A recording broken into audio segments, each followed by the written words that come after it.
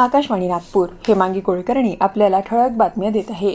पंतप्रधान नरेंद्र मोदी यांनी आज उत्तर प्रदेशमधल्या गौतम बुद्ध नगर जिल्ह्यातल्या जेवर इथं नोएडा आंतरराष्ट्रीय विमानतळाच्या पहिल्या टप्प्याचं उद्घाटन केलं।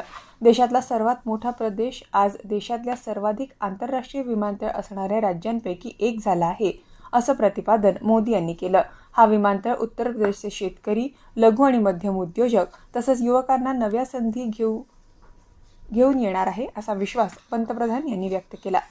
आखाती प्रदेशातील वाढत्या तणावाच्या पार्श्वभूमीवर देशातील दैनंदिन जीवनावर कोणताही परिणाम झालेला नाही आणि देशाने हे संकट प्रभावीपणे हाताळलं आहे, असं गृहमंत्री अमित शाह यांनी म्हटलं। दिल्लीत काल एका खासगी माध्यम समूहानं आयोजित केलेल्या शिखर परिषदेत ते बोलत होते।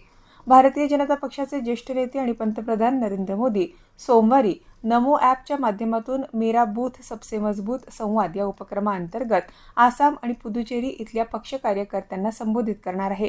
गेल्या एका दशकात आसामची प्रगती सर्वांसमोर आली असून राज्य सर्व क्षेत्रात विकासासाठी ओळखलं जात आहे, असं मोदी यांनी समाज माध्यमावरच्या संदेशात म्हटलं आहे। नेपाळमध्ये माजी प्रधानमंत्री के.पी. ओली शर्मा आणि माजी गृहमंत्री रमेश लेखक यांना आज सकाळी अटक करण्यात आली।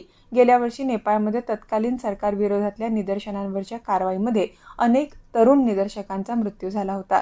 त्या संदर्भात नेमलेल्या चौकशी समितीनं ओली आणि लेखक यांना जबाबदार धरलंय। नेपाळचे नवनिर्वाचित पंतप्रधान बालेंद्र शाह यांच्या अध्यक्षतेखाली काल काठमांडू इथं झालेल्या मंत्रिमंडळ बैठकीत या समितीचा अहवाल स्वीकारण्यात आला। ओली आणि लेखक या दोघांनाही उद्या न्यायालयात हजर केलं जाईल।